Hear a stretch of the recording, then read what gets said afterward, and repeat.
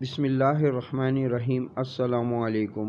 ایسا ہے میرا کراچی۔ آج دوپہر 2 بجے کے قریب میرے شوہر کالج سے پڑھا کر گھر واپسی آ رہے تھے کہ گلبرگ چورنگی پر اترتے ہی ان سے موبائل چھین لیا گیا۔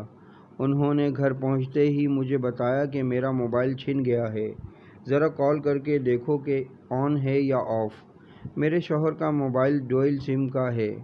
میں نے پہلے ایک سم پر کال کی، بیل جا رہی تھی پر کسی نے پک نہیں کیا۔ پھر دوسری سم پر کال کی تو کچھ دیر بعد فون اٹھا لیا گیا۔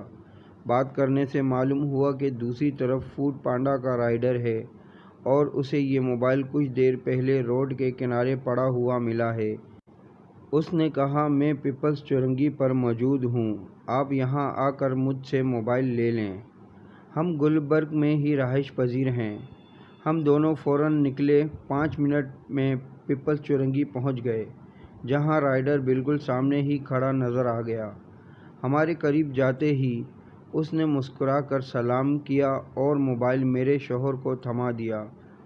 شاید لوٹنے والا اسے سستے اور پرانے موبائل کو دیکھ کر مایوس ہو گیا ہوگا اور اسے پھینک کر کسی اور شکار کی تلاش میں نکل پڑا ہوگا۔ بہرحال رائڈر کی ایمانداری اور وہاں کھڑے رہ کر ہمارا انتظار کرنے پر میرے شوہر نے انعام کے طور پر اسے کچھ پیسے دینے چاہے، مگر اس نے انکار کر دیا۔ اس موقع پر میں نے اپنے موبائل سے اس کی تصویر لی اور اس کا شکریہ ادا کیا۔ اس کا نام غلام یاسین تھا۔ میرا سلام ہے اس ماں پر جس نے اپنے بچے کی اتنی بہترین تربیت کی کہ باوجود غربت کے اس نے خود موبائل رکھنے کی کوشش نہیں کی۔